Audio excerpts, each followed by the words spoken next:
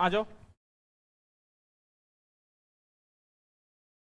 पूछने का जरूरत नहीं है, आया करो तो, जब भी आओ, लेट आओ जल्दी आओ कोई नहीं, लेकिन पूछा मत करो, ठीक है?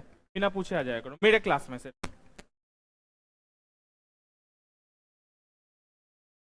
स्पेसिफिक रेजिस्टेंस भी बोलते हैं, रेजिस्टिविटी जहां लिखे थे ना, अगर तुम लोग नहीं लिखे थे तो वहां पे लिख देना। रो जो है, ये साइन को, रो को हम लोग स्पेसिफिक रेजिस्टेंस भी बोलते हैं। लिखा है दोनों वर्ड लिखवा दिए थे ना, ठीक है। तो अब हम लोग पढ़े थे पावर। तो सबसे पहले पावर का हम लोग एक फॉर्मूला देखे थे, पावर इज इक्वल टू, नहीं इस पहले वी आई देखे थे, ठीक है, वी आई। फिर हम लोग देखे थे कि पावर क्या होता है, एनर्जी कंज्यूम्ड, मतलब कितना एनर्जी लग रहा है, डिवाइडेड बाय टाइम, ठीक है। इस फॉर्मूला से अब हम लोग, इस फॉर्मूला से हम लोग उस फॉर्मूला पे गए थे, यही किए थे ना लास्ट क्लास में, कि वी आई से हम लोग उस फॉर्मूला, तो वोल्टेज का फॉर्मूला भी हम लोग, पोटेंशियल डिफरेंस का भी फॉर्मूला क्या देखे थे, ठीक है, work done by coulomb by SI unit में लिखेंगे तो बाई कम, ठीक है। करंट का फॉर्मूला क्या बोले थे कि किसका दर, चार्ज का दर, चार्ज का हो गया तुम्हारा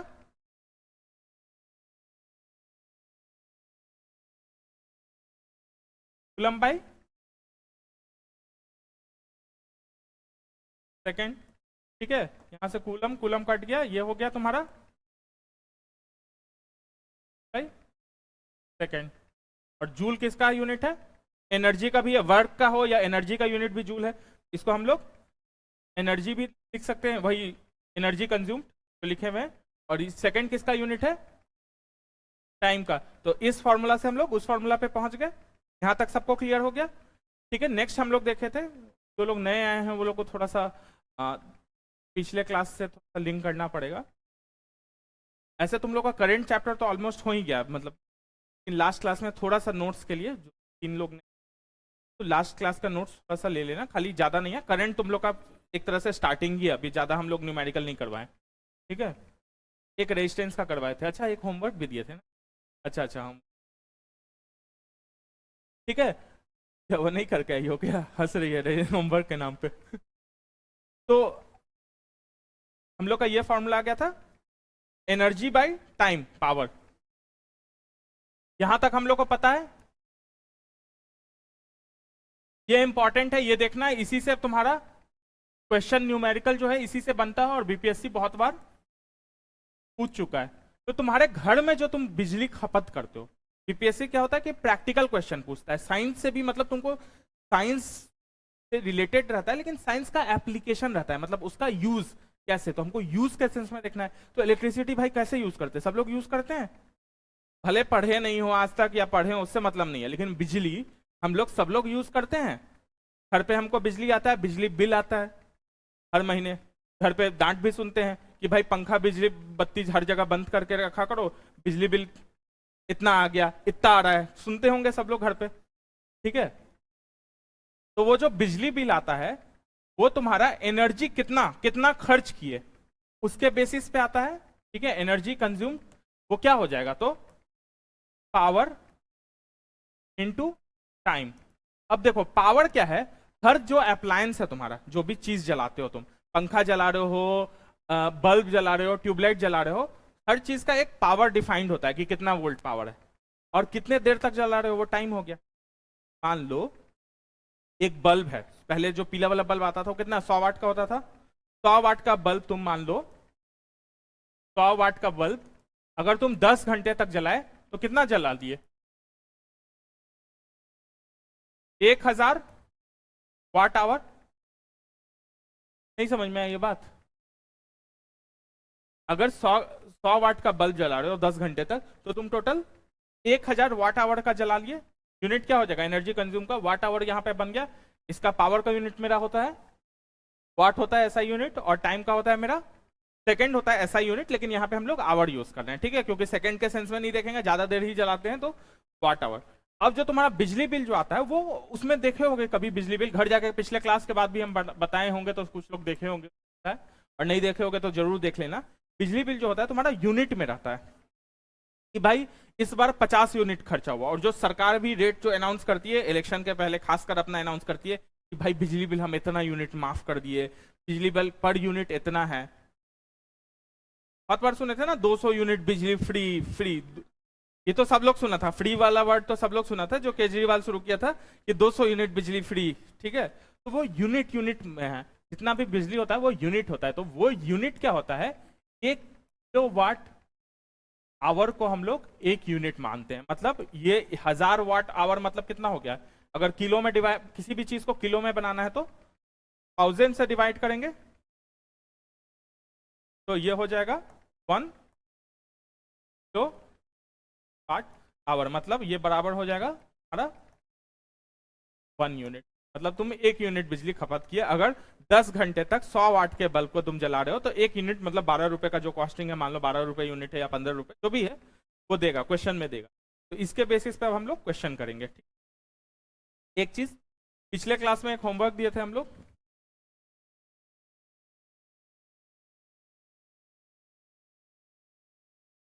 रेजिस्टेंस का सीरीज पैरेलल सबको समझ में आ गया था। जो 2-3 लोग नया लोग है, जब रेजिस्टेंस एक लाइन में रहता है तो डायरेक्ट हम लोग जोड़ देते हैं। अगर टोटल रेजिस्टेंस इस सर्किट का माने तो R1 प्लस R2 हो जाएगा, और अगर एक पॉइंट से, एक नोड से दो अलग अलग पैरेलल निकला हो तो इसको ऐसे अगर वायर हो, ये दोनों में फर्क समझ में आ रहा है, एक लाइन में है और यहाँ ये दो, ऐसे हम समझाने के लिए बोले थे कि वायर पकड़ लो, दो जगह फूट गया, ठीक है, फूट के फिर वापस वहां जुड़ रहा है, तो दो जो फूटा हुआ R1 R2 है, तो इसका अगर टोटल रेजिस्टेंस निकालना है तो 1/R equal to 1/R1 plus 1/R2, ये हम सिखाए थे। और जब 1/R का वैल्यू निकलेगा उसको उल्टा करना मत भूलना, एग्जाम के हर बारी में ये भी दिक्कत होता है, तो ये अच्छे से याद रखना कि हाँ उल्टा भी करना है। क्या होता है ना, एग्जाम के हर बारी में 1/R1 प्लस 1/R2 निकाल लिए, और जो 1 वाला है, और खासकर बीपीएससी या कोई भी पीएससी या कुछ भी हो, कहीं भी एग्जाम दोगे जरूर वो ऑप्शन देता है। मान लो एक एग्जाम्पल के लिए जल्दी जल्दी कर रहे हैं, 2-2 है ना, तो नहीं 4-4 पकड़ लो, 2-2 में तो 1 ही बन जाएगा, तो 4-4 है मान लो, तो क्या हो जाएगा 1/R इक्वल टू 1/4 प्लस 1/4 मतलब 2/4 मतलब 1/2। तो बीपीएससी में आंसर एक 1/2 भी दिया होगा, लेकिन तुम्हारा आंसर 1/2 नहीं होगा, 2 होगा, क्योंकि तुमसे R पूछा गया, तो R निकालने के लिए इसको पलटेंगे और 2। बहुत बेसिक सा बात बता रहे हैं, ऐसा लग रहा है कि क्या बचकानी बात बोल रहे हैं, 1/R कर रहे हैं तो 1/R ही होगा, लेकिन इस पॉइंट पे हम जोड़ डाल रहे हैं।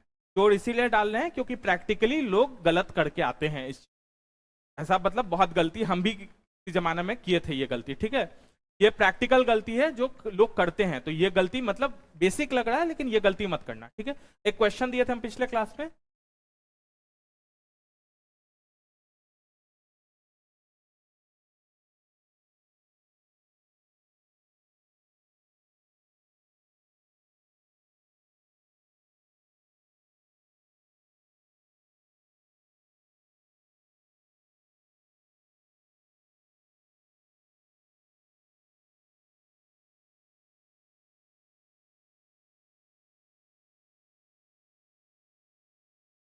यहाँ पे था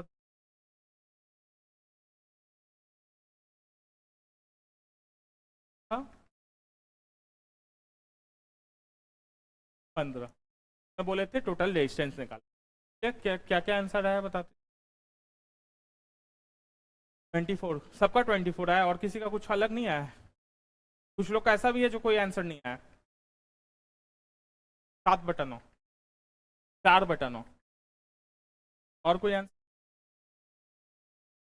ठीक है, 24 और 4/9, 24 करेक्ट आंसर है।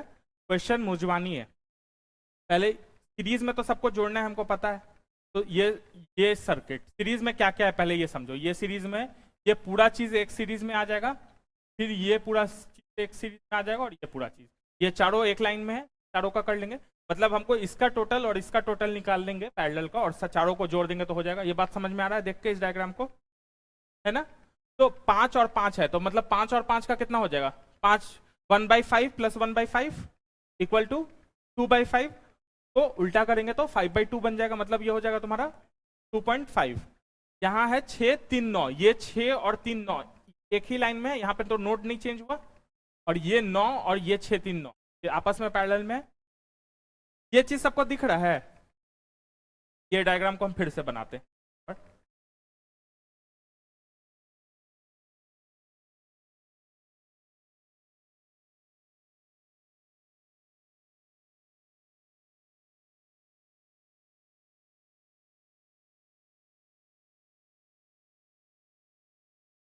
यहाँ पे जो है ये 9 है, ये 6 और ये 3, ये 6 और 3 ये पैरेलल में है, ये 6 और 3 सीरीज में, सीरीज में है, एक लाइन में दिख रहा है, ये 6 3 9 बन जाएगा। पैरेलल कैसे देखना है, एक नोड से जो है, ये इसको नोड बोल रहे हैं जिस पॉइंट से मेरा वायर टूट रहा है, ऐसे समझ लो, यहां से टूट रहा है, यहां से मान लो टूट रहा है वायर, तो यहाँ पे ये एक ब्रांच चला गया और एक ये चला गया पैरेलल में, तो ये, लेकिन यहाँ पे कोई नोड टूट नहीं ना रहा है, भले कोना बना हुआ है, लेकिन यहाँ पे टूट दो अलग अलग तो नहीं जा रहा है, एक ही कंटिन्यूएशन में, और यहाँ जुड़ जा रहा है मान लो, या यहाँ जुड़ रहा है जहां मानो, ठीक है। तो ये 9 और ये 6 3 9 ये दोनों पैरेलल में, लेकिन ये 6 और 3 सीरीज में है।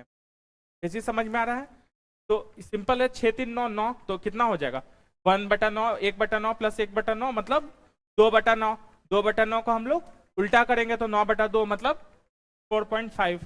तो ये सारा सीरीज में है, तो 2.5 2 2 4.5 4.5 4 4 8 0.5 हो गया 9, और 15 9 24, 15 5 20 4 24। समझ में आया पीछे? ये वाला में देखो, पैरेलल और सीरीज में कंफ्यूजन। यहां से जो है पैरेलल में हम लोग क्या बोल रहे थे कि जब अगर बटे वायर और वापस जहां पे जुड़े, वो जो दो ब्रांच है वो पैरेलल में है, जो दो टूटा हुआ वायर है, ऐसे देखो, ये ऐसे मान लो वायर ऐसे निकला, ठीक है, ऐसे दो में बट गया, और ये दोनों वापस जाके ऐसे जुड़ गया। मान लो ये मेरा हाथ है, ये दो यहां से बट गया, और ये मेरे हाथ पे यहाँ इस के पास जुड़ गया, दिख रहा है? मतलब ये पूरा मेरा उंगली मिलाते हुए इस पॉइंट, और ये पूरा इस उंगली मिला के यहाँ तक, ये दोनों आपस में पैरेलल में, लेकिन इसके बीच में जितना भी चल जाएगा वो सारा सीरीज में होगा। ये समझ में आ रहा है? अब इसी चीज को यहाँ पे देखो, ये जो है यहां से टूटा, ठीक है, यहां से टूटा और यहाँ पे मान लो आके जुड़ गया, ये ऐसे यहां से टूट गया वायर, ठीक है।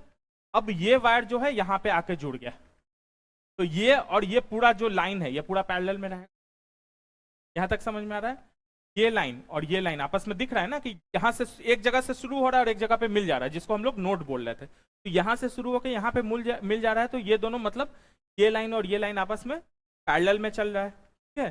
तो पैरेलल में चल रहा है, इस लाइन के अंदर जो भी चीज होगा वो एक ही इसमें है ना, वहां तो कहीं टूट नहीं रहा है, तो वही चीज तो है, ये यहाँ से एक ही है ना, ये यहाँ पे और एक यहाँ पे है, एक ये है और एक ये दूसरा लाइन पैरेलल है। भले इसको घुमा दिया ऐसे, वहां के तो कोई भी स्ट्रक्चर में दे सकता है, ये तो हम यहाँ पे ऐसे सिंपल के लिए स्क्वायर बना रहे हैं, हो सकता है कि ऐसे कर दे और ऐसे कर दे, एक ऐसे ट्रायंगल बना दे, तो भी तो ये और ये पूरा ट्रायंगल एक पैरेलल में बात समझी? तो इसके अंदर का जितना भी है वो सारा जुड़ेगा, क्योंकि वो सारा सीरीज में होगा, और उसको पैरेलल इसके साथ करना है। ये नहीं कि 6 और 9 को कर देना, तुम 6 और 9 को की थी क्या पैरेलल, या 6 और 9 को की थी, 6 और 9 को की थी और फिर उसके साथ 3 को कर दी होगी, है ना, इसी टाइप से कुछ की होगी, या 3 और 9 को की होगी, 6 और 9 को की होगी। तो ये 6 और 3 जो है ये तो एक ही लाइन में है ना, यहाँ पे कहीं टूट के अलग तो नहीं लाइन में जा रहा है ना, यहाँ से दो लाइन निकल रहा है क्या?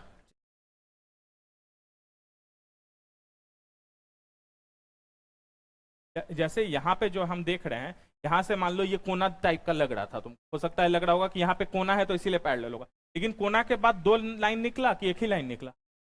एक ही लाइन निकला। अगर कोना के बाद एक ही लाइन निकल रहा है तो वो टूटा नहीं, इसका मतलब हम ऐसे बोले ना, समझ में नहीं, ऐसे सोचो कि मेरा वायर टूट रहा है, वहां पे दो भाग में हो गया, दो भाग में जरूरी नहीं है दो ही हो, 3 भाग भी हो सकता है, 3 भी पैरेलल में हो सकता है। हम 2 का एग्जांपल दिए थे, अगर ऐसे हो 3, ये क्या है मेरा वायर, इस जगह से जाके वायर इस जगह से जाके 3 भाग में टूट गया, तो एक ये लाइन चला गया, एक ये लाइन चला गया, एक लाइन चला गया। सिंपल समझ में नहीं आया? देखो कि वायर मेरा टूट रहा है उस जगह से, इस जगह पे टूट रहा है क्या? यहाँ से दो 3 कुछ भी नहीं निकल रहा है, नहीं निकल रहा है, तो मतलब यहाँ पे और यहाँ पे कुछ होता तो वो आपस में सीरीज में होता, लेकिन ये पूरा लाइन और ये पूरा लाइन आपस में पैरेलल में होता। ऐसे हम तुमको थोड़ा ज्यादा कॉम्प्लिकेटेड हाई लेवल का पढ़ा रहे हैं, बीपीएससी इतना टफ पूछता नहीं है, लेकिन पता होना चाहिए ना। तो हम वो डायग्राम दिए तो उतना टफ पूछने वाला नहीं है बीपीएससी, लेकिन फिर भी पता होना चाहिए तुम। जब कॉन्सेप्ट समझो कि तो को समझ के करना है, हम कैसे समझे। ठीक है, तो ये एक लाइन हो गया, और ये एक लाइन, ये एक लाइन। तो मान लो ये R1, R2 या R3 होगा, तो मेरा 1/R क्या हो जाएगा? 1/R1 plus 1/R2 plus 1/R3। समझ गए? यहां पे मान लो R3 R4 होता, तो ये R3 R4 ये पूरा R2 और R1 के साथ सीरीज में, तो यहाँ पे 1/R3 प्लस R4 हो, ये पूरा का जो रिजल्ट है वो बाकी दोनों के साथ सीरीज। वही चीज वहां हुआ, 6 और 3 जो था वो पूरा एक था, और 9 एक अलग यूनिट था पैरेलल में।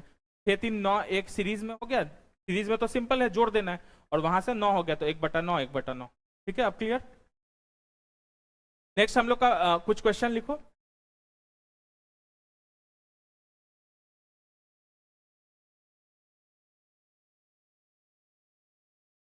A 100 watt, a 100 watt electric bulb,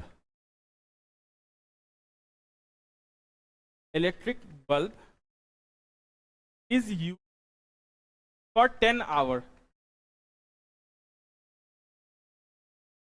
मतलब कि 100 वाट का बल्ब को 10 घंटे तक हम जला रहे हैं। अगर जो हिंदी में लिखना चाहते हैं, अगर सीधा लिखो 100 वाट का बल्ब को हम लोग 10 घंटे जला रहे हैं। What will be the cost of electricity consumed? कितना बिजली आपका खपत हुआ है? What will be the cost of electricity consume, आपका कितना बिजली आपका खपत हुआ है, comma, if consumption cost is ₹5 per unit.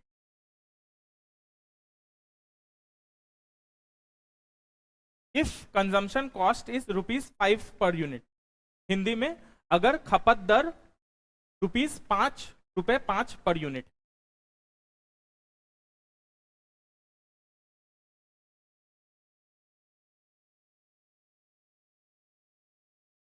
यही 3 चीज लिखवाए कि 100 वाट का बल्ब कितना 10 घंटे तक जला है, तो और जो बिजली बिल का कंपनी जो रेट है वो है ₹5 पर यूनिट, तो आपका कितने का बिजली आप खपत किए, यही पूछ रहे हैं हम लोग। सॉल्व करो।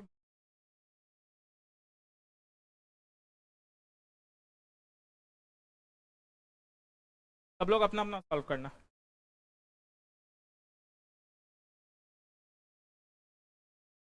क्वेश्चन सबको समझ में आया? किसी को डाउट है तो पूछ सकता है। 10 घंटे तक 100 वाट के बल्ब को जलाए हैं, तो कितना बिजली खपत किए, कितने रुपए का बिजली खपत किए, अगर दाम मेरा दर जो है वो ₹5 पर यूनिट है। ये रेट है, मान लो 50 एक।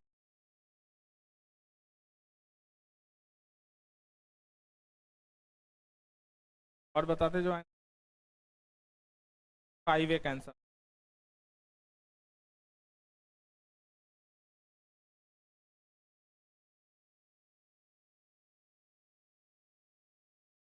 तो कोई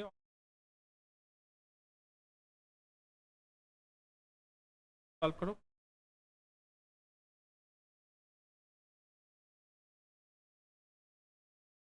क्वेश्चन नहीं समझ में आ रहा है किसी को? कोई ऐसा है? पूछ देखो, क्लास के बीच में अगर कोई भी डाउट आए तो पूछने में नहीं हिचकिचाना है, सीधा सा फंडा है। ठीक है, तुमको कोई चीज नहीं समझ में आ, हो सकता है दूसरे को आ गया, हो सकता है तुमको कुछ समझ में आए दूसरे को नहीं आए, ऐसे शर्माने वाला कोई दिक्कत नहीं। अगर कोई भी डाउट हो, कुछ भी एक छोटे सी भी बात को अगर तुमको लग रहा हो कि हमको ये नहीं समझ में आ रहा है, तुरंत पूछो। सबको समझ में आ रहा है ना क्वेश्चन? ठीक है, तो बताओ। 5 7 8 लोग 5 बोले हैं, एक आदमी 5 एक 0.2 बोले हैं, और एक 50 बोले हैं, और बाकी लोग क्या बोले हैं?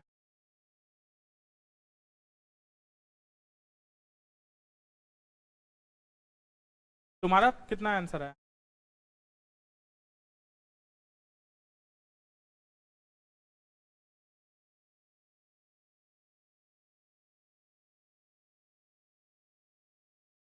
0.2 दो आंसर है, आपस में मीटिंग की।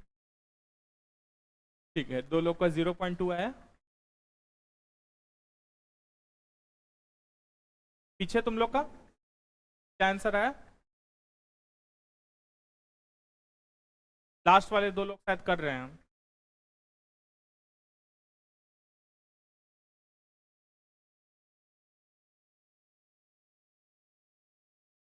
चलो अब हम बताते हैं। ठीक है, हम लोग तीन बात देखे। कोई भी न्यूमेरिकल सवाल हो, लंबा चौड़ा कहानी होता है किसी भी एग्जाम में। न्यूमेरिकल मतलब मैथ्स से रिलेटेड जो भी सवाल हो, उसमें क्या होता है ना, कहानी दुनिया भर का होता है। तो आदमी क्या होता है, कंफ्यूज हो जाता है कि कहानी। हम अपना तरीका बता रहे हैं। मैथ्स, हम कोई भी सवाल हो, चाहे फिजिक्स में मैथ्स हो, चाहे केमिस्ट्री में हो, चाहे खुद मैथ्स हो, हम जो जो नंबर है उस क्वेश्चन में वो लिख लेते हैं एक जगह। तो हमको एक नंबर मिला 100 वाट, यूनिट के साथ लिख लेते हैं। ठीक है, एक नंबर मिला हमको 10 आवर मिला, और एक जगह मिला मेरे को ₹5 पर यूनिट। ठीक है, यही तीन जगह नंबर मिला हमको। बाकी कई बार क्या होता है ना, डराने के लिए और लंबा कहानी है बना देगा कि राजीव अपने घर पे गया, वहां पे उसको बहुत दुखी था, फिर उसके वहां बिजली एक ही बल्ब था।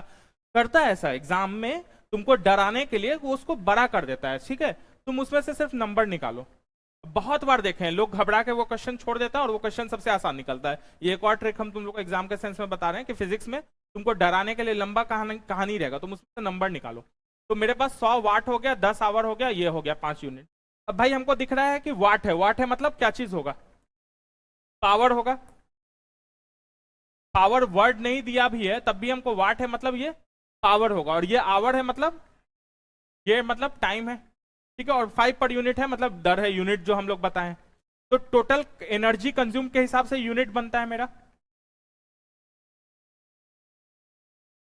एनर्जी कंज्यूम के हिसाब से ही ना मेरा बिजली बनता है। कितना हम एनर्जी खपत किए उसी के हिसाब से मेरा बिजली बिल बनता है। तो एनर्जी कंज्यूम का हम लोग फॉर्मूला जानते हैं, power into time.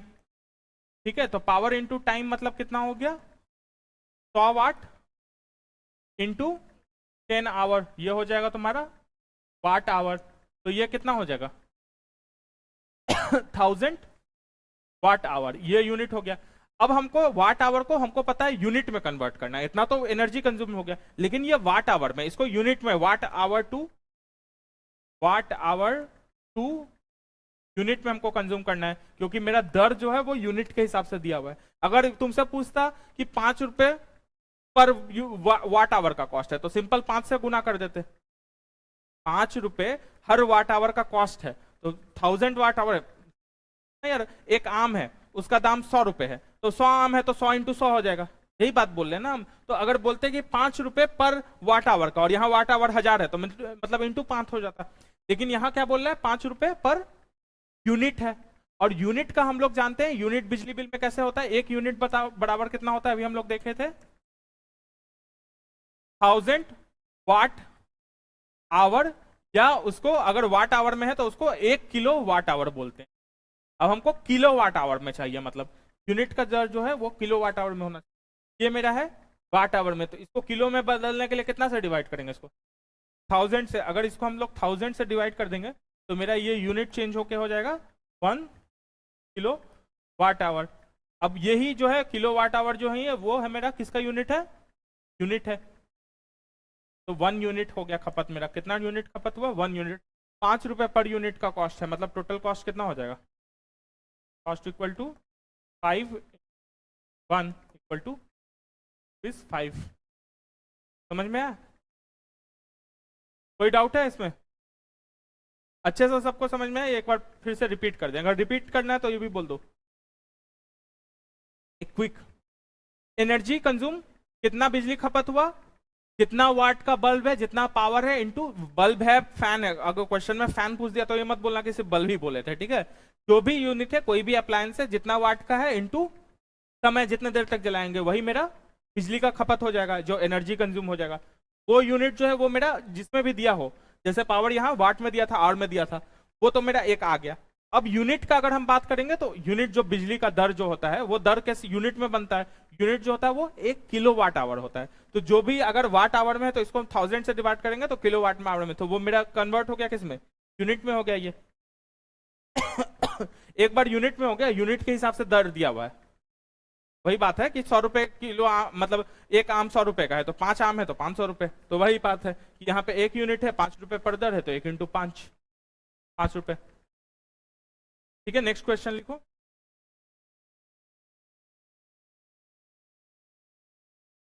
Five bulbs, 5 bulb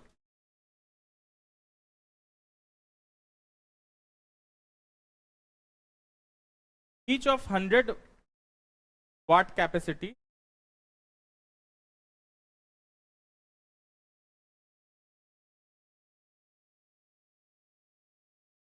are illuminated, मतलब जलाया गया है, are illuminated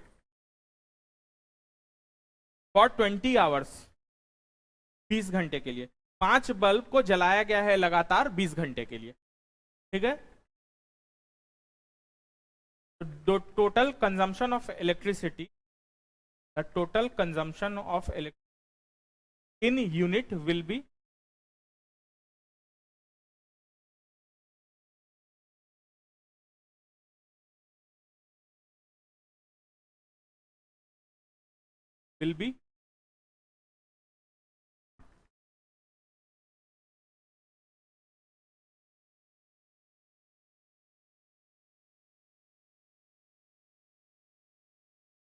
मतलब क्या हुआ, क्वेश्चन क्या पूछ रहा है कि 100 वाट का 5 बल्ब जो है 20 घंटे तक लगातार जलाया गया है तो कितना इलेक्ट्रिसिटी तुम्हारा कंज्यूम हुआ है, किसमें, यूनिट में बताना है तुमको।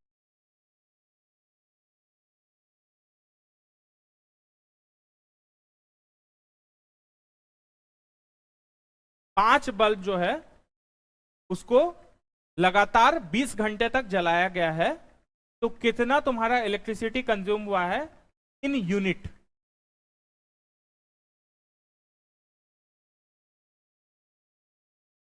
एक आंसर आया 10।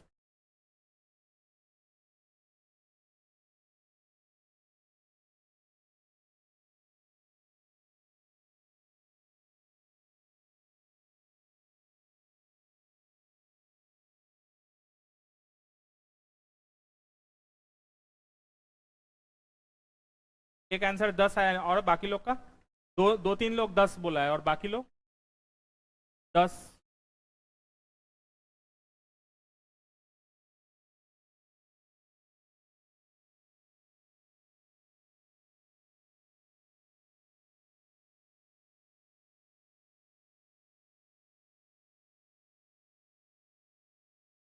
सबका 10 आ गया है।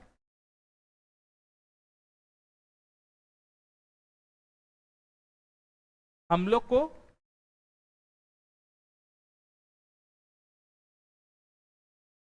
क्वेश्चन क्या बोल रहा है, 5 बल्ब है, 100 वाट है, आवर है, और कितना यूनिट कंजम्पशन हुआ, यही है मेरा क्वेश्चन। ये पूछ रहा है कितना यूनिट कंजम्पशन हुआ इलेक्ट्रिसिटी का, और बाकी नंबर क्या क्या था मेरा, 5 था बल्ब, एक जगह नंबर था, एक जगह 100 नंबर था और एक जगह 20 नंबर था। पीछे क्या हुआ तुम लोग, हो गया 10 हो गया, सबका निकल गया 10। तो सिंपल है, समझाना क्या है इसको, 20, 5 बल्ब का कितना वाट हो गया, 500 वाट, कितना घंटा चला, 20 घंटा, तो 500 इंटू 20 कितना हो जाएगा, 500 इंटू 20 कितना हो जाएगा, 5 दूनी 10 और 3 जीरो, तो 10 और 3 जीरो 10,000 हो जाएगा। 500 इंटू 20, 500 वाट हो गया, 5 बल्ब 500 वाट हो गया, और 20 घंटा हो गया 20 आवर, 500 इंटू 5 दूनी 10 और अपना 3 जीरो ये लेके आएगा, तो 10,000 वाट आवर। वाट आवर को हमको यूनिट में कन्वर्ट करना है, मतलब डिवाइडेड बाई 1000, 1000 3 3 जीरो कट जाएगा, तो 10 किलो वाट आवर, 10 तो वाट आवर मतलब ये 10 यूनिट। ठीक है, नेक्स्ट क्वेश्चन लिखो।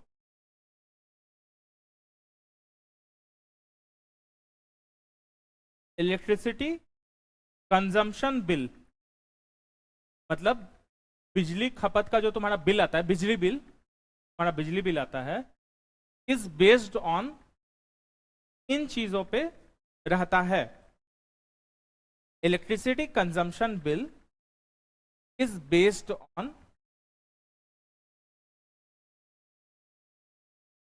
द मेजरमेंट ऑफ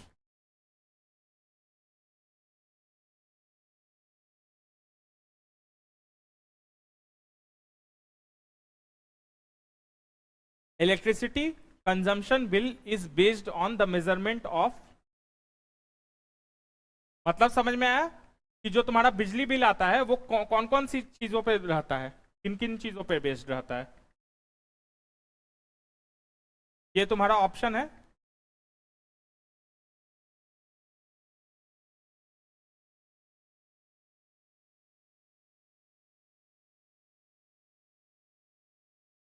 इस टाइप का बीपीएससी बहुत क्वेश्चन पूछता है।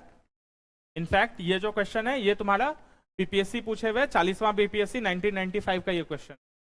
लेकिन आजकल ये ट्रेंड बहुत ज्यादा हो गया, इसलिए हम इस क्वेश्चन को उठाएं कि आजकल 1 ओनली 1 एंड 2, ये पिछले 69 बीपीएससी का पेपर देखे होगे तो प्रीलिम्स का पेपर थोड़ा हट के था, थोड़ा अलग टाइप का। इस टाइप का क्वेश्चन बहुत था कि ए बी सी डी चुनना है तुमको, और ए बी सी डी में 4 सेंटेंस दे देगा, उसमें 1 एंड 2, 1 ओनली ऐसे करके रहता है, ठीक है। एंड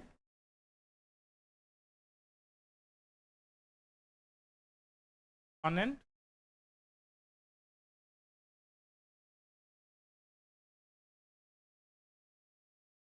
दिख रहा है क्वेश्चन, ठीक है। 1 नंबर पे है वाट, 2 नंबर पे है वोल्टेज, 3 नंबर पे है ओम, 4 नंबर पे है एम्पियर। सबका यूनिट दे दिया, नाम नहीं दे रहा है, सबका यूनिट दे दिया, ऐसा यूनिट सबका दे दिया है। और नीचे में ऑप्शन है तुम्हारा या तो सिर्फ ए 1 ओनली, बी है 1 एंड 2, सी है 2 एंड 3, डी है 1 एंड 4। इस टाइप का आजकल बीपीएससी देखे होगे बहुत सारा क्वेश्चन पूछ रहा है, ठीक है। मतलब क्या हुआ ये समझ रहे हो ना, तुमको ए बी सी डी में चुनना है। अगर तुमको लग रहा है आंसर सिर्फ 1 है तो ये होगा, अगर तुमको लग रहा है 1 और 2 दोनों आंसर है तो बी होगा, अगर तुमको लग रहा है 2 और 3 आंसर है मतलब ये और ये आंसर है तो सी होगा, और अगर तुमको लग रहा है 1 और 4 है तो तुम्हारा आंसर डी होगा, ठीक है। तो क्या क्या आंसर आ रहा है सबका बताओ, एक जगह बोलिए 1 और 4, मतलब तुम क्या मार्क करोगे अपने ओएमआर में,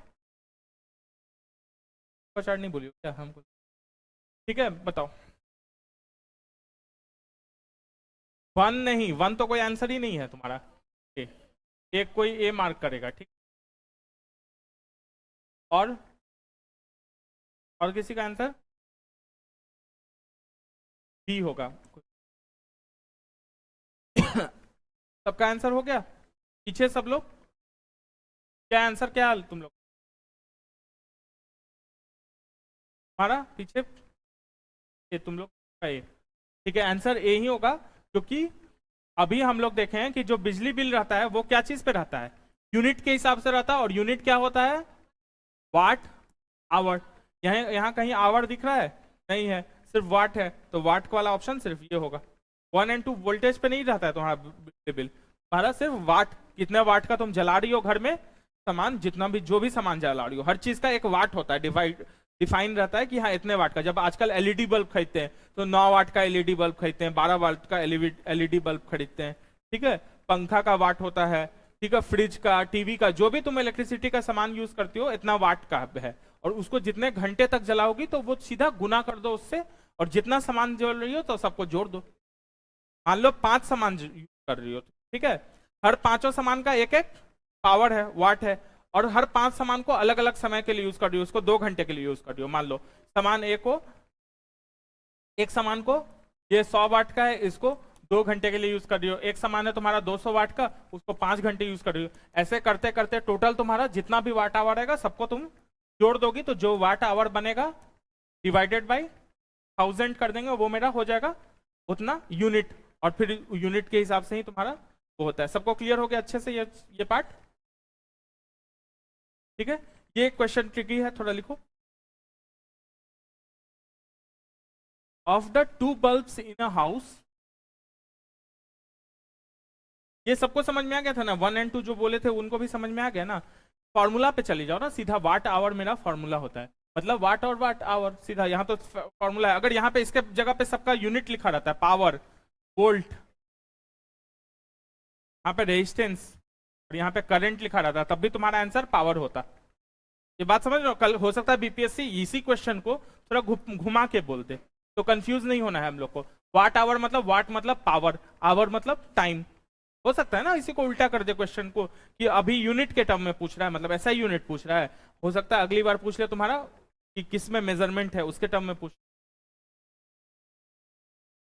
नेक्स्ट लिखो, of the two bulb in a house, मतलब घर में दो बल्ब है तुम्हारे,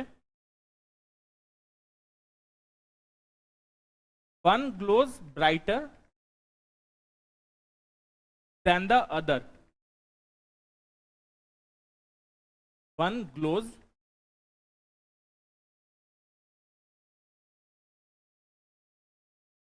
ब्राइटर देन द अदर। घर में दो बल्ब है, उसमें से एक ज्यादा चमक के जल रहा है, एक कम चल रहा है। घर में देखते हैं ना कि भाई क्या होता है, घर में सब जैसा, हर रूम में एक जैसा रोशनी नहीं ना रहता है। किसी रूम में जाते हो, उस रूम में ज्यादा भकाया हुआ रोशनी रहता है। बाथरूम में जनरली लोग यूज करता है कम, उसका यूज करता है कि कम रोशनी वाला बल्ब यूज करता है, ठीक है। तो यही पूछ रहा है, घर में अगर दो बल्ब है और एक ज्यादा जल रहा है और एक कम जल रहा है, मतलब ज्यादा जल रहा है मतलब ज्यादा भुक भुका के जल रहा है, ग्लोज ब्राइटर मतलब ये नहीं कि ज्यादा समय के सेंस में नहीं बोल रहे हैं, ज्यादा भुक भुका के जल रहा है, मतलब रोशनी ज्यादा दे रहा है उस सेंस में, ठीक है। इसमें लिखो चार स्टेटमेंट लिखो। नंबर वन या नंबर ए, पहला स्टेटमेंट है the brightness does not depend on the resistance. The brightness does not depend on the resistance. दूसरा लिखो, both bulb have same resistance. Point B लिखो, both bulb have same resistance.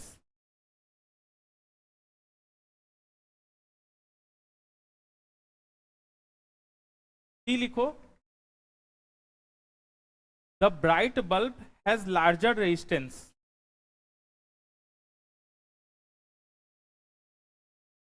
The bright bulb has larger resistance. और last में लिखो चौथा point, the dim bulb has larger resistance. The dim bulb has larger resistance.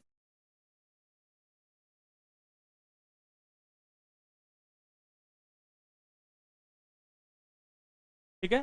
Question क्या मेरा बोल रहा है कि घर में भाई मेरे दो बल्ब है, एक ज्यादा चमचमा के जल रहा है, एक कम चमचमा के जल रहा है, एक में ज्यादा रोशनी है, एक में कम रोशनी है, ठीक है। यहां समझ में आ गया। मैं अब चार बात बोल रहा है। रेजिस्टेंस हम लोग पढ़े हैं, जो बिजली को रोकता है, जो रुकावट डाल रहा है उसको हम लोग रेजिस्टेंस बोल रहे हैं, ठीक है। अब इसी बल्ब में किस में रेजिस्टेंस ज्यादा है, किस में कम है, इसी पे चार सेंटेंस बना दिया। एक तो पहला बोला कि जो जो आपका जो चमकना है, जो ब्राइटनेस है, एक ज्यादा जल रहा है एक कम जल रहा है, ये रेजिस्टेंस से इसमें कोई फर्क नहीं पड़ रहा है। पहला स्टेटमेंट ये बोल रहा है। दूसरा स्टेटमेंट क्या बोल रहा है कि दोनों बल्ब का सेम रेजिस्टेंस है। तीसरा बोल रहा है कि जो ज्यादा चमक रहा है उसका ज्यादा रेजिस्टेंस है, और चौथा बोल रहा है जो कम चमक रहा है उसका ज्यादा रेजिस्टेंस है। यही हम लोग चार सेंटेंस बोले हैं, ठीक है। पहला है the brightness does not depend on resistance, मतलब जो ज्यादा रोशनी है वो रेजिस्टेंस है उसका कोई मतलब नहीं है। दूसरा सेंटेंस बोल रहा है कि दोनों बल्ब जो चाहे ज्यादा रोशनी दे चाहे कम रोशनी दे, दोनों में रेजिस्टेंस जो है वो बराबर है। तीसरा स्टेटमेंट क्या बोल रहा है मेरा कि जो ज्यादा ब्राइटनेस है, जो ज्यादा चमक रहा है उसका रेजिस्टेंस ज्यादा ज्यादा है। और चौथा बोल रहा है कि डिम डिम मतलब जिसका कम है, मतलब जो चमक कम रहा है उसका रेजिस्टेंस ज्यादा है। तो आंसर क्या होगा तुम लोग के हिसाब से? और किसी का आंसर? बी भी आया है मेरे पास और डी भी आया है। अच्छा, कितने लोग डी बोल रहे हो, एक बार हाथ खड़ा करो। और सी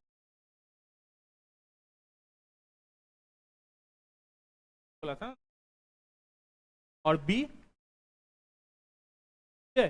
अब हम लोग इसको फॉर्मूला से समझ। सबसे पहले मेरा पावर का फॉर्मूला क्या होता है? डी आई होता है, ठीक है। मेरा पावर का फॉर्मूला होता है, ठीक है। और मेरा ओम्स लॉ के हिसाब से V इज इक्वल टू क्या होता है, आई आर। तो जोर से बोलो सब लोग, सबको अभी तुरंत पढ़े हैं, आज ही पढ़े हैं हम लोग।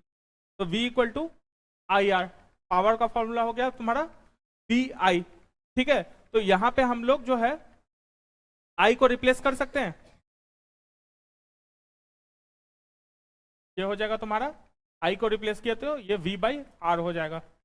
Power is equal to V square by R. घर में वोल्टेज कांस्टेंट आता है, जो मेरा 220 वोल्ट पे पावर आता है, तो ये कांस्टेंट अगर हो जाएगा तो इसको हम लोग कांस्टेंट हटा देंगे तो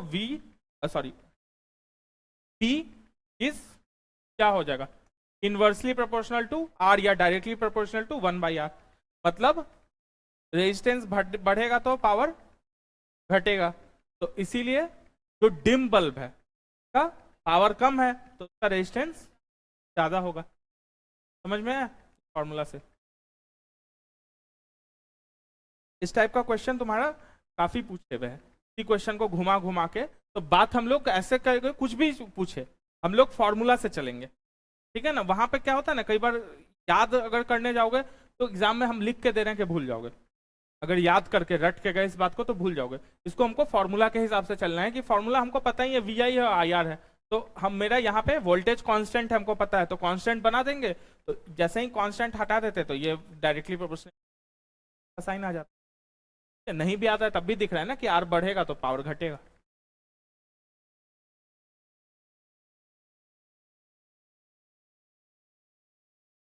ठीक है, एक क्वेश्चन और लिखो, 47 बीपीएससी का था तुम्हारा ये question.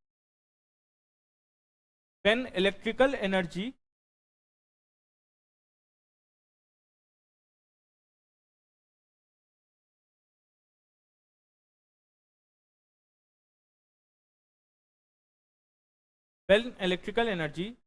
is converted into motion,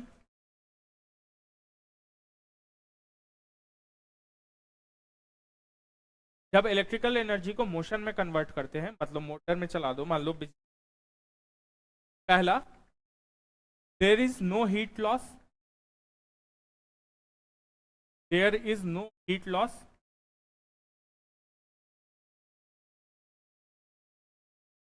दूसरा, there is no heat loss, there is no heat loss. दूसरा, heat loss is 50%, heat loss is 50%। तीसरा, हीट लॉस इज 30%। और चौथा, हीट लॉस इज 80%।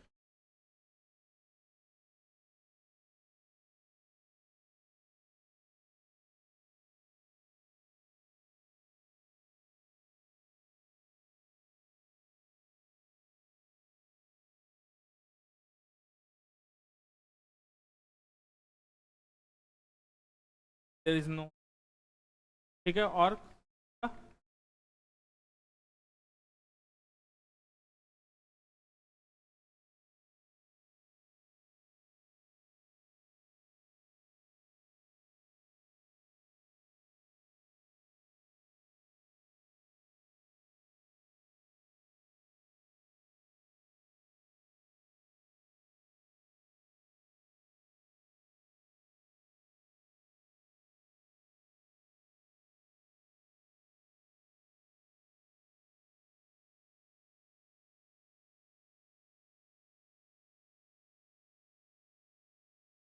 ठीक है, इसका आंसर ए है, there is no heat loss.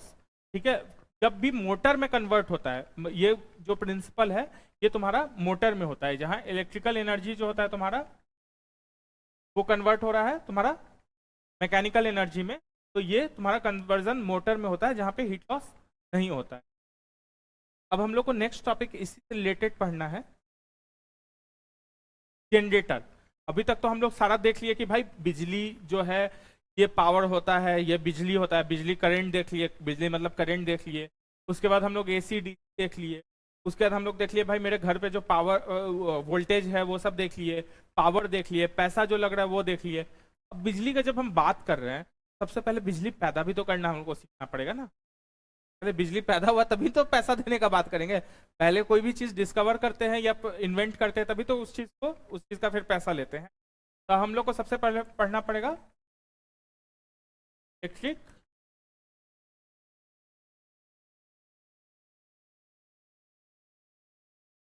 Generator.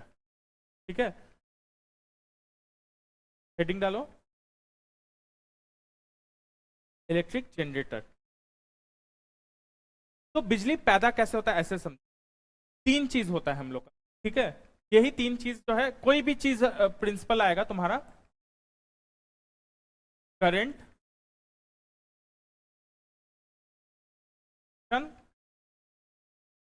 और मैग्नेटिक फील्ड।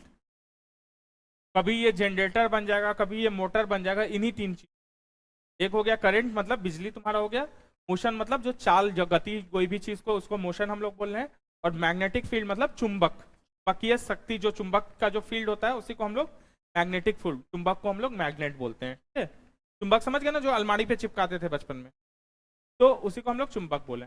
तो बिजली कैसे प्रयोग होता है, जब भी दो चुंबक के बीच अगर कोई मोशन लगाओगे, मोशन मतलब कोई चीज चलने लगेगा, वो किसी भी तरीके से चमक सकता है। अगर दो चुंबक के बीच अगर वो चलने लगे, कोई भी चीज, कोई मोशन आ जाए, तो वहां पे बिजली पैदा होता है। कोई भी दो चीज रहेगा उससे तीसरा चीज पैदा होगा। अगर ये दोनों रह गया, मोशन मैग्नेटिक फील्ड में ले आए तो ये बिजली पैदा कर दिया। ठीक है, अगर करंट से हम मैग्नेटिक फील्ड में डालेंगे तो वो मोशन पैदा करेगा। यही चीज एक एक कॉन्सेप्ट हो गया, ये मेरा जनरेटर बन जाएगा और ये मेरा मोटर का प्रिंसिपल हो जाएगा। ठीक है, तो ये ऐसे समझो, पहले ऐसे देखते जाओ, ये ऐसे घूम रहा है, ये मोशन हो रहा है, घूम रहा है, और इसको अगर मैग्नेट के बीच, दो मैग्नेट के बीच अगर रख देंगे और यहां से दो वायर निकाल देंगे तो ये बिजली पैदा करने लगे, तो हम लोग इलेक्ट्रिक जनरेटर बोलते हैं। अब तुम लोग सोचोगे ये मोशन कैसे लाएंगे, ये मोशन ही लाने के लिए ये बिजली से ही चला देंगे तो फिर बिजली मेरा तो खपत हो रहा है, पैदा कैसे हो रहा है। ये मोशन ऐसे होता है कि एक पंखा टाइप का रहता है, मान लो विंड एनर्जी, थर्मल एनर्जी, और हमारा हो गया विंड एनर्जी, जो मतलब हवा से चल रहा है। ठीक है, हाइड्रो एनर्जी, जो कि मतलब पानी से चल रहा है। फिर आ गया तुम्हारा जो सबसे बेसिक चलता है, सबसे ज्यादा है अभी इंडिया में, थर्मल एनर्जी। ठीक है, फिर आ गया तुम्हारा जो थर्मल एनर्जी, के अलावा तुम्हारा दो और है जिसमें ये कॉन्सेप्ट नहीं अप्लाई हो रहा है, वो है तुम्हारा एयर एनर्जी, से भी बिजली बनता है हमारा। उसके बाद हो गया सोलर एनर्जी। ठीक है, तो जो तुम्हारा विंड, हाइड्रो और थर्मल और जियो होता है, इसमें क्या कॉन्सेप्ट रहता है कि सबसे पहले विंड एनर्जी, बड़ा बड़ा टर्बाइन होता है। ठीक है, बहुत बड़ा पोल रहेगा, पर तीन पंखा टाइप का रहेगा, और जो हवा है उसी हवा के कारण वो पंखा घूमने लगता है। विंड मतलब हवा। ठीक है, तो हवा से जो इलेक्ट्रिसिटी बन रहा है उसको हम लोग क्या बोल रहे हैं, विंड एनर्जी। तो पोल पे जो है, हमको मैग्नेट तो हम नहीं आएंगे, मैग्नेट अंदर है मेरे पास। ठीक है, मैग्नेट है, हमको क्या चाहिए, मोशन चाहिए। अगर मैग्नेट है मेरे पास और मोशन मिल गया तो हम क्या पैदा कर लेंगे, बिजली। तो हमको मोशन पैदा करना है, मेन मेरा पर्पस क्या है कि हमको मोशन चाहिए। मोशन समझ रहे हो ना, किसी भी चीज को मूव करने को मोशन बोल रहे हैं। ठीक है, किसी भी में गति ले आना को मोशन बोल रहे हैं। तो एक पंखा है मेरे पास, उस पंखा को अगर हम घुमा देंगे तो, और उसको प्लेस कर देंगे उसको हम मैग्नेटिक फील्ड में, मतलब चुंबक में, तो मेरा क्या बन जाएगा, बिजली। ठीक है, तो पंखा जो है, विंड एनर्जी कैसे होता है, बड़ा बड़ा पोल रहता है, उसमें बहुत बड़ा बड़ा तीन, मान लो तीन या दो पंखा रहता है। हवा जब चलता है तो वो पंखा जो है घूमता है, जब घूम रहा है तो मोशन मिल गया, मैग्नेट मेरे पास है, तो मेरा कौन सा बन गया, मेरा विंड एनर्जी जो है, उससे मेरा इलेक्ट्रिसिटी बन गया। हाइड्रो में कैसे होता है कि जो तुम्हारा वो होता है वाटरफॉल, झरना, जो झरना होता है, जब पानी के नीचे अगर हम किसी उसको रख दें, ऐसे ही पंखा टाइप को रख दें, तो उस पर अगर पानी गिरेगा, मान लो ऐसे पंखा का पत्ती हो, उस पर पानी गिरेगा, तो वो पंखा क्या होगा, चलने लगेगा, घूमने लगेगा। वो जब घूमने लगेगा और उसको हम फिर मैग्नेटिक फील्ड में अगर रखे हुए हैं वहां पे, तो वहां से फिर से क्या होगा, बिजली उत्पादन होगा। तीसरा हो गया थर्मल एनर्जी। थर्मल एनर्जी में क्या होता है, थर्मल मतलब होता है गर्मी, गर्मी के थ्रू जो एनर्जी होता है थर्मल एनर्जी, जिसमें हम लोग यूज करते हैं सबसे ज्यादा कोल। इसीलिए हम लोग बहुत बीपीएससी में पढ़ रहे पॉल्यूशन वगैरह का इशू, तो ये थर्मल एनर्जी जो है वो कोल के सेंस में जाता है। ये टॉपिक सब ऐसे तुम लोग को इसमें भी पढ़ोगे, तुम लोग करंट वगैरह में भी कोल की एनर्जी उसमें क्या आएगा। तो कोल जो है वो भी, उसको जब जलाएंगे उससे गर्मी होता है, उस गर्मी को क्या करते हैं कि पानी ले लेते हैं, उस पानी पे वो गर्मी डालते हैं, पानी पे गर्मी डालेंगे तो क्या बनेगा, वेपर बनेगा, भाप। उस भाप को पाइप से अगर एक ले जाके और किसी पंखा पे गिराएं तो फिर से वो घूमने लगेगा, तो वहां से थर्मल एनर्जी बनता है। थर्मल एनर्जी में मतलब ऐसा कोल से सुनते थे तो लगता था कि कोल से मतलब कोल को जला दे दूंगे बिजली कैसे बन जाएगा, तो ऐसे बनता है कि कोल को हम जला के पानी से वो करते हैं, भाप लेते हैं, और उस भाप को हम पंखे पे तब घुमाते हैं, टरबाइन पे, जिससे कि वो घूमता है, तो मेरा जो एनर्जी बनता है तो वो बन गया मेरा थर्मल एनर्जी। जियोथर्मल एनर्जी वैसे ही हीट का कॉन्सेप्ट यूज करके जो ट्रेंचेज में, मतलब समुद्र के सतह के नीचे या कहीं पे जो गर्मी, अंदर की जो गर्मी होती है उससे जो हीट निकलता है, और उसको अगर यूज करके हम लोग पंखा को घुमा दे तो वो मेरा हो जाएगा जियोथर्मल एनर्जी। तो इस तरीके से हमको पता है कि भाई मेरे पास अगर मैग्नेट है और मोशन हम इन तरीके से ले आए तो मेरा जो है वो क्या बन जाएगा, करंट बन जाएगा। थोड़ा सा मुंह ऐसा लग रहा है भकवाया हुआ दो चार लोग का, क्या हुआ, सबको नहीं समझ में आई ये बात कि अगर किसी भी चुंबक के बीच कोई भी मोशन ले आएंगे हम लोग, घुमावट ले आएंगे, तो उससे मेरा बिजली बनता है, जिसको कि हम लोग इलेक्ट्रोमैग्नेटिक एनर्जी भी बोलते हैं, जिससे कि मेरा बिजली पैदा होता है। यही कॉन्सेप्ट पे तुम्हारा जो है वो जनरेटर चलता है। ये थोड़ा हम डिटेल में घुस के बता दिए, इतना घुसा हुआ पूछता नहीं है, लेकिन फिर भी समझाने के लिए तुम लोग को थोड़ा सा ज्यादा अंदर घुस के बताएं। तो हेडिंग डालो electric generator.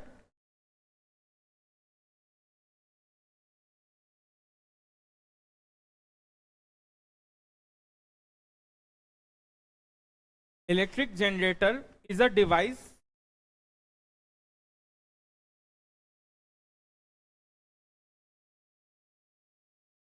electric generator a device which converts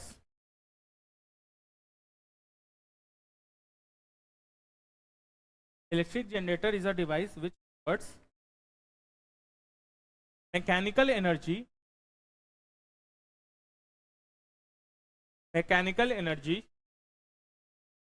into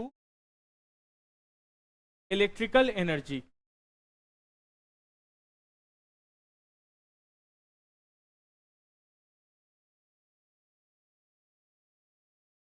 मतलब क्या हुआ, मैकेनिकल एनर्जी मतलब क्या हुआ कि मैकेनिकल एनर्जी दो तरह का होता है। हम लोग जब इसमें मैकेनिक्स पढ़ेंगे, हम लोग मैकेनिक्स भी लास्ट में पढ़ेंगे, तो अभी एक बेसिक दे रहे हैं। एक पोटेंशियल होता है और एक kinetic.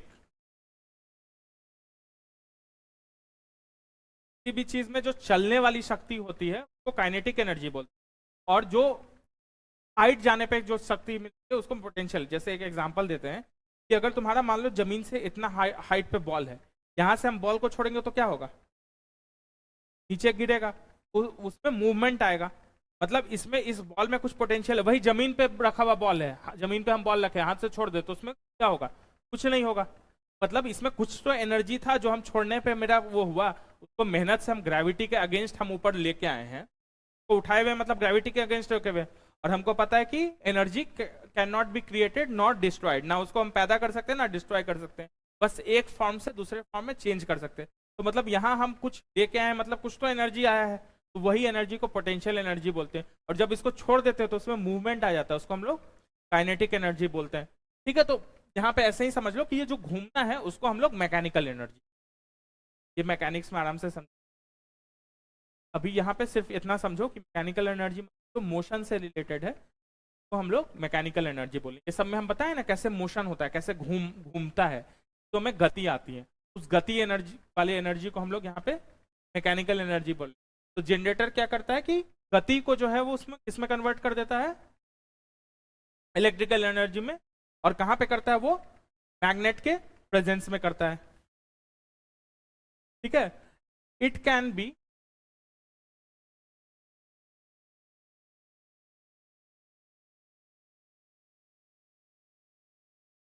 it can be based on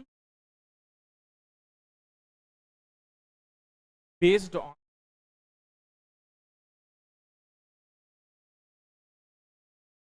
the principle of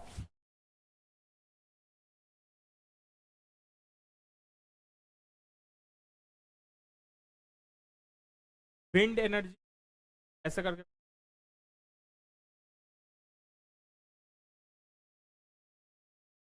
wind energy, hydro energy, thermal energy, geothermal energy।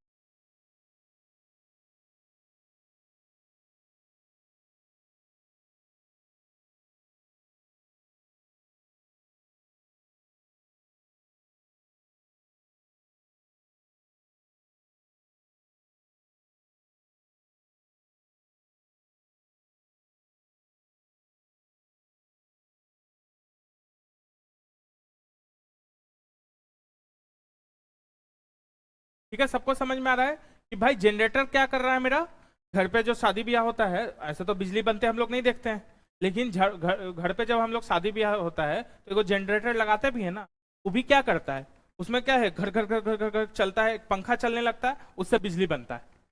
वो जनरेटर तो सब लोग देखे हैं, भट भट भट भट पंखा चलता है और उससे मेरा बिजली बन रहा है।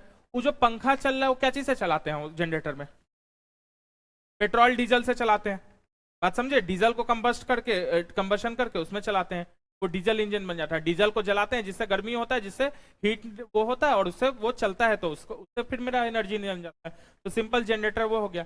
और उसी को बड़े लेवल पे हम लोग इलेक्ट्रिसिटी जनरेशन में बोल रहे हैं, तो ये सब चीजें यूज करते हैं। और यहाँ पे प्रिंसिपल क्या यूज होता है मेरा, तुम्हारा इलेक्ट्रोमैग्नेटिक इंडक्शन, मतलब कि मैग्नेट और इलेक्ट्रिसिटी का जो कॉम्बिनेशन का वो यूज होता है। तो इसमें नेक्स्ट लाइन लिख लो, its applications its application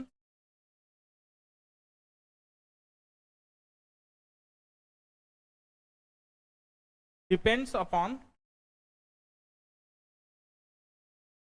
electromagnetic induction।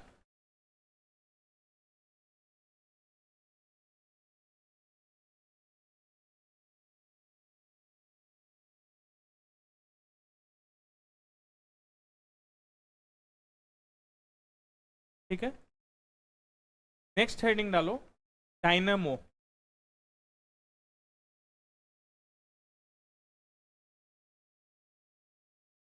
Theory थोड़ा सा हैवी लग रहा है क्या, कि समझ में आ रहा है सब? इससे रिलेटेड क्वेश्चन भी करेंगे ना, इससे सिंपल क्वेश्चन आता है कि भाई जनरेटर क्या करता है, कौन सा एनर्जी को किस में कन्वर्ट करता है। क्वेश्चन यही बनता है बीपीएससी में, जो क्वेश्चन आता है जिस लेवल का, इससे क्वेश्चन सिंपली यही आएगा कि कौन से इस एनर्जी से इसमें कन्वर्ट हो रहा है तो क्या हो। या उल्टा करके ऐसे पूछ लेगा कि भाई इलेक्ट्रिक जनरेटर में कौन सा एनर्जी कन्वर्ट हो, कौन सा एनर्जी किस में कन्वर्ट होता है, तो मेरा मैकेनिकल एनर्जी इसमें कन्वर्ट हो रहा है। उसी को थोड़ा घुमा लिया तो थर्मल एनर्जी में क्या हो रहा है, विंड एनर्जी में कौन सा एनर्जी किस में कन्वर्ट हो रहा है, मतलब कौन सा क्या एनर्जी कौन से में हो रहा है।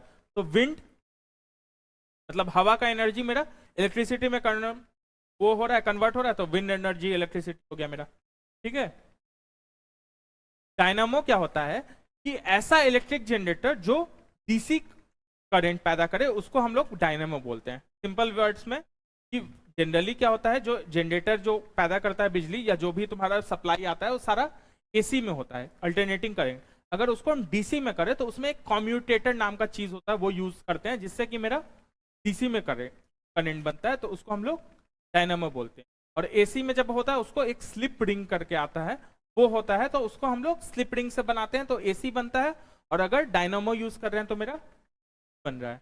ठीक है, क्वेश्चन सिंपल आएगा कि भाई डीसी के कौन सा चीज डिवाइस से बनाते हैं, ऑप्शन दे देगा electric motor, electric generator, dynamo, none of this, all of the above. तो तुमको डायनामो करना है। ठीक है, मैं लिखो, a dynamo is an electric generator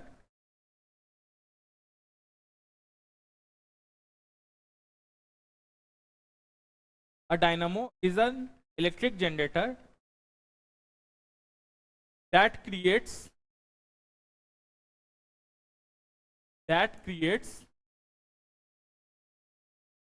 DC, मतलब direct current. A dynamo is an electrical generator that creates direct current using a commutator. यहाँ पे डबल M है बाद U.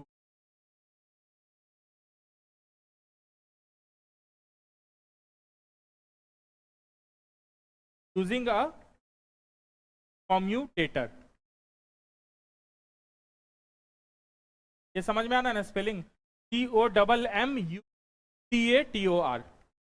ठीक है. अब इसमें नेक्स्ट पॉइंट हमको लिखना चाह रहे हैं कि कौन सा एनर्जी किस में कन्वर्ट हो रहा है. तो तुम लोग बताओ कौन सा एनर्जी किस में कन्वर्ट हो रहा है डायनामो में?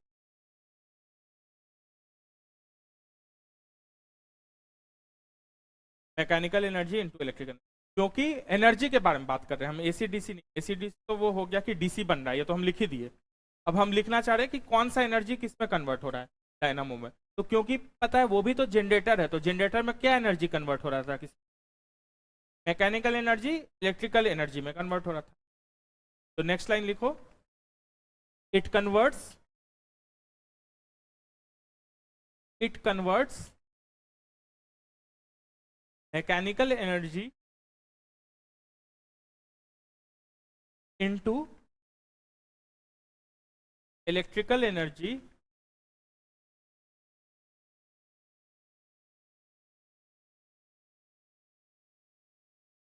through it converts mechanical energy into electrical energy through electromagnetic induction.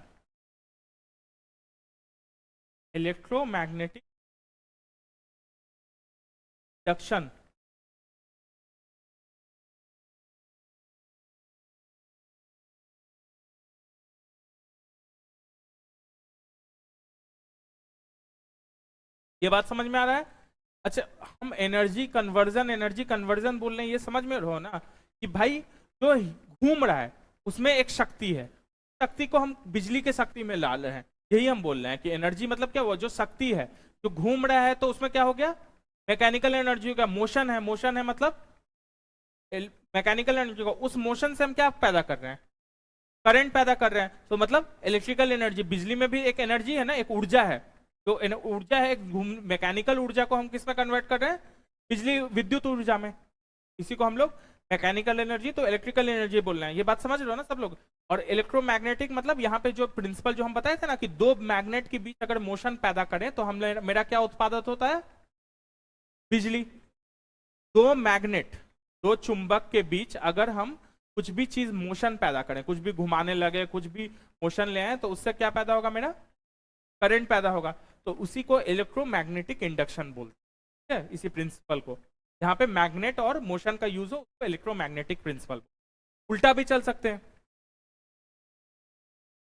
अगर हम करंट और मैग्नेटिक फील्ड ले आएंगे, बिजली को मैग्नेटिक फील्ड से दौड़ाएंगे तो वहां पे मोशन पैदा हो जाएगा. उसी पे मेरा मोटर चलता है, फिर सारा तुम्हारा अप्लायंस जो है उसी मोटर पे ना. ये जो पंखा चल रहा है, घूम रहा है, इसके पीछे नीचे मोटर लगा रहता है. वही मोटर के कारण ये पंखा घूमता है.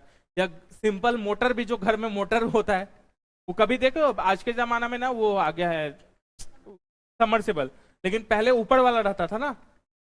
2018-19 के आसपास सबका सूख गया था, तो सब मजबूरी में सबमर्सिबल लगाया. उसके पहले तो वही चापाकल और चापाकल से जुड़ा हुआ मोटर होता था.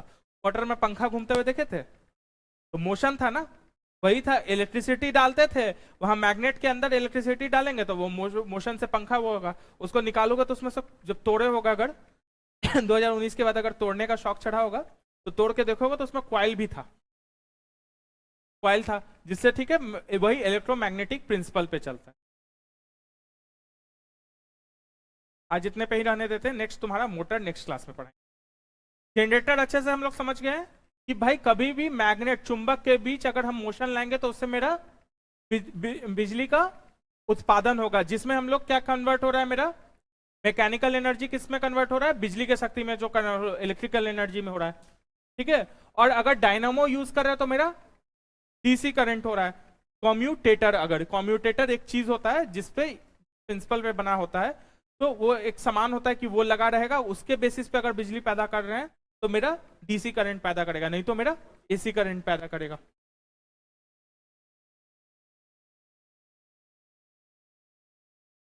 रिलेटेड क्वेश्चन सब करवाएंगे तो थोड़ा और क्लियर होगा ये टॉपिक।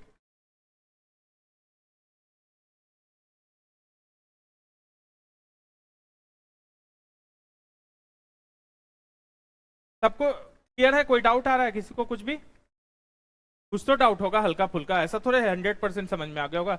एक आध % कुछ नहीं समझ में आया किसी को क्या? अगर सबके सामने पूछने में दिक्कत लग रहा है तो हम क्लास के बाहर उधर है, उधर आके पूछ सकते हो, ठीक है।